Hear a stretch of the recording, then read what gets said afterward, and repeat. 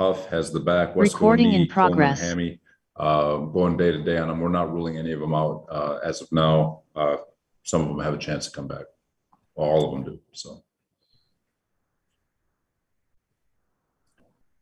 Robert, what do you need to see from Corey? Obviously, if you do the short week, you're not going to have a lot of time to practice. What do you need to see from him to play him Thursday? Really just working with the performance staff and seeing if he's got full strength and mobility out of his hip. Same thing for all of them. As long as if they can show that they've got full strength and full mobility and full range of motion, then we'll be good to go.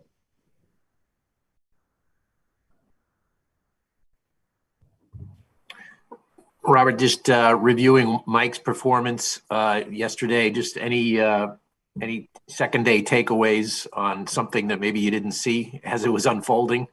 No, it was exactly like everyone saw it. He was really good. A lot of those play designs were designed to push the ball, but we talked about it before, that Cincinnati was one of the top 5 teams in the league in terms of allowing explosive plays, and so we were. Mike was going at LaFleur was calling plays to create explosives, and they were doing everything they could to keep the ball in front, which allowed for a lot of space underneath. And Mike did a really good job getting it to the guys underneath, and then those guys did a really nice job creating yards after the catch. Robert, most of Mike White's passes were on the shorter end. From your perspective, how sustainable do you think basically dinking and dunking is for a quarterback? No, that's good, DJ. So you got football's a game of space, right? And a lot of times the defense is going to dictate what space they give you. And in the case yesterday, every game is going to play out differently. So in yesterday's case, Cincinnati gave space up underneath. They took away the deep ball. That's what they've been doing all year. Mike took the space.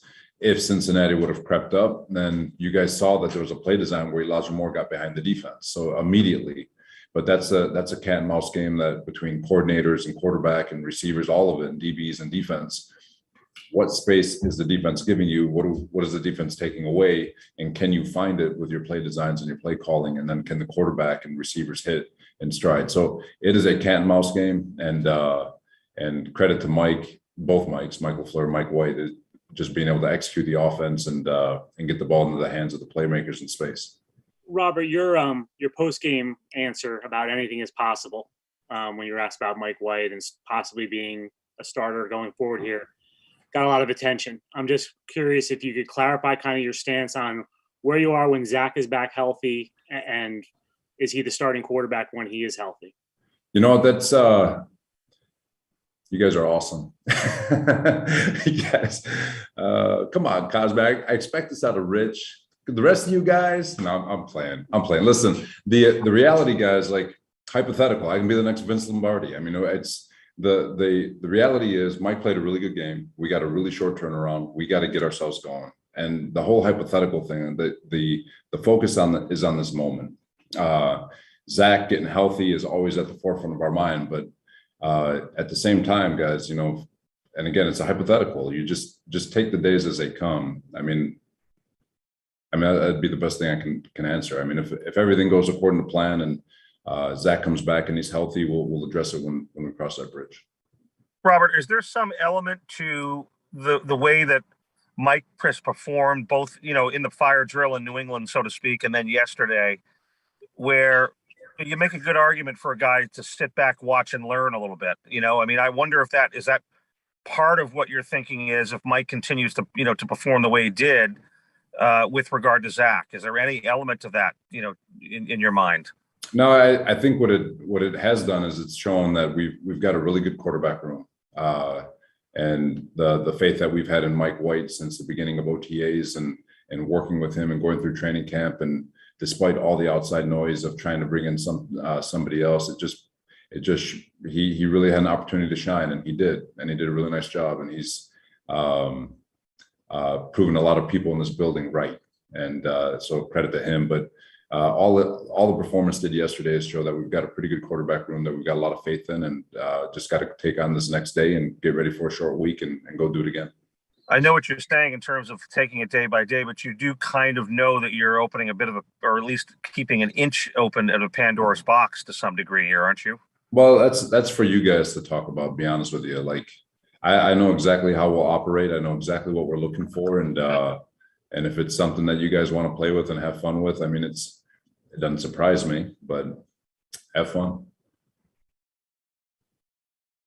Robert, do you feel the need to talk to Zach about it at all? Because it's out there right now, you know. No, Zach's main focus is to do everything he can to get healthy, work with the quarterback's coach, keep the plan going exactly the way we've talked about it, get healthy and get ready to prepare himself to play football. And that's the main focus today. And we'll continue that focus with the intent to get him back playing as soon as he's healthy. But like I said, we're going to go day by day. You didn't put him on IR, so what is your level of optimism that he could be ready for the Buffalo game? So we didn't put him on IR because we feel confident that he'll be at the very least, be able to practice Buffalo week. And by putting him on IR, we would have missed that week.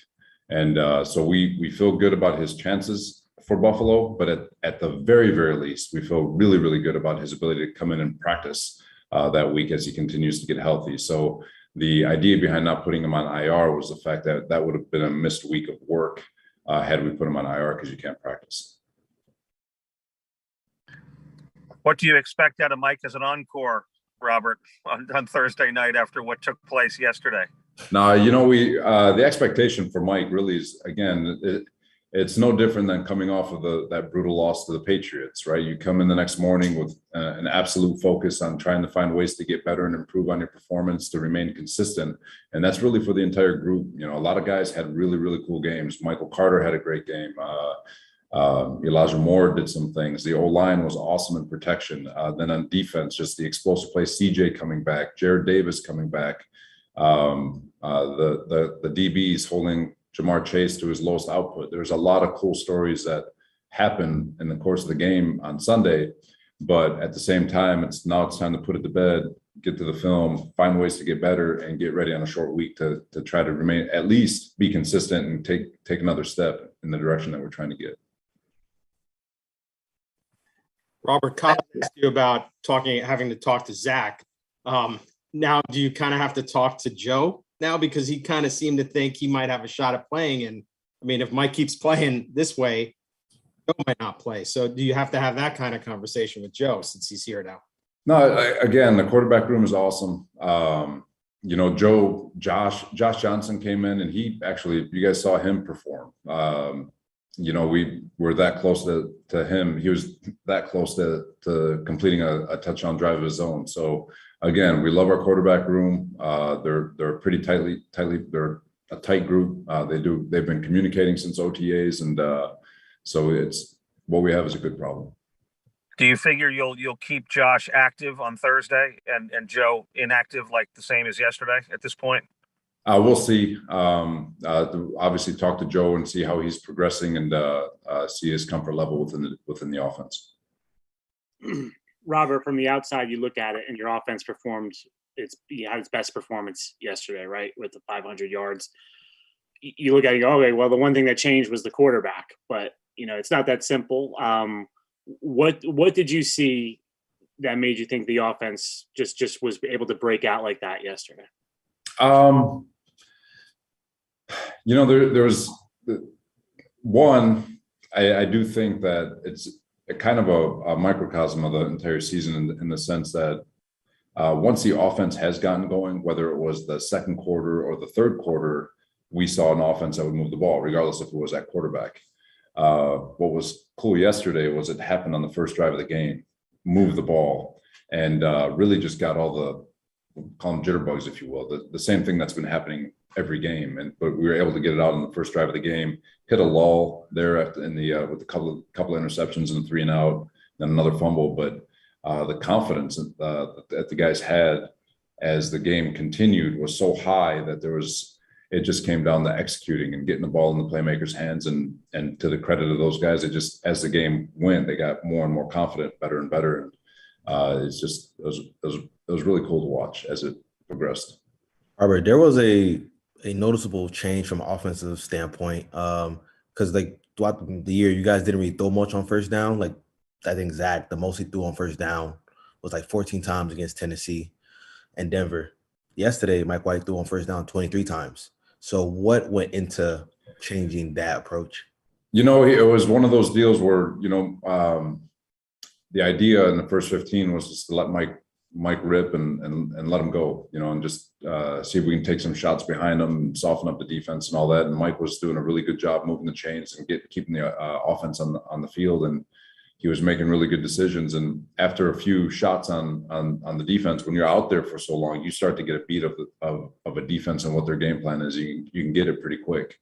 And he, by the middle of the second quarter, it was one of those deals where Mike had it. He knew the pitcher, all of them. The entire offense knew the pitcher, and so it was just a matter of calling the best play possible for every situation, whether it was run or pass. Robert, with one play that didn't get maybe a lot of attention post game yesterday from us, but watching it back, the interception, the first interception, and Elijah and Denzel. Elijah, I think, made the tackle, but Denzel was there too. Those guys pursuing that play. What did they show you on that play? Oh, the whole team. So we always talk about the importance of 1 yard and how that 1 yard is everything. And, defense talks about give us a blade of grass and we'll protect it. Whether it's protected all the time, I don't know, but I know they're working their tails off to protect that blade of grass. And Elijah Moore, Denzel Mims, especially, how far he's come this season. Credit to those guys to just work their tails off to get the dude on the ground to give us a chance to play defense and protect that inch. I mean, it's such a big deal. There are plays within a game that go unnoticed, but they're everything. And without that play, we don't get that goal line stand. And who knows what happens. But a yard is everything. The game is decided by a yard, and shoot, that last play of the game came on a quarterback sneak for a yard. So it's a big deal, and it was pretty cool to see.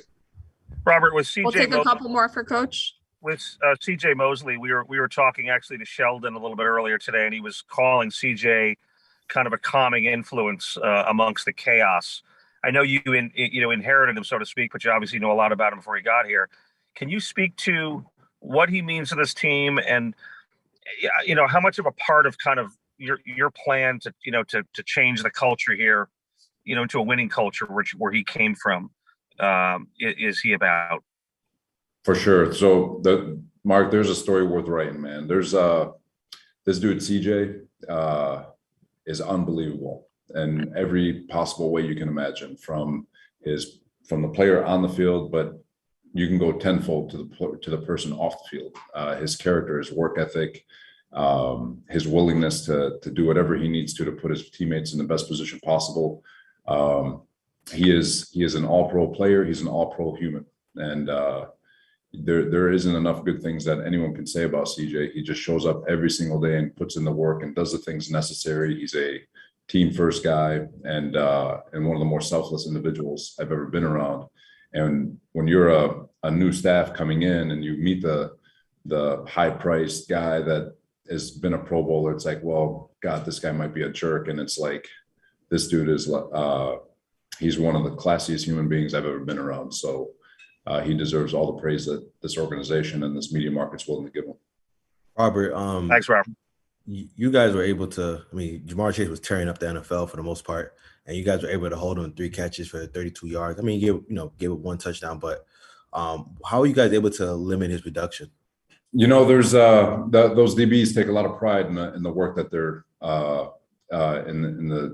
in the task, and he was a big challenge. A lot of the explosive plays that Cincinnati has been able to generate has come through him, and there was challenge accepted between all the DBs, not just the corners but the safeties, and there was a lot of great communications. I'm not going to get too much in the scheme on this one, DJ, but there were some things that they were on an island, and we're trying to mix up that coverage as much as possible to keep them from creating that explosive play. They did get one behind us.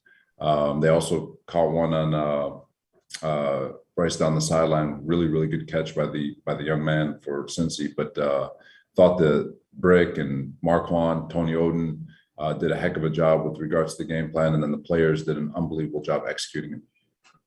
Thank you, everybody. Oh, sorry. Okay. One more? Or are you guys good?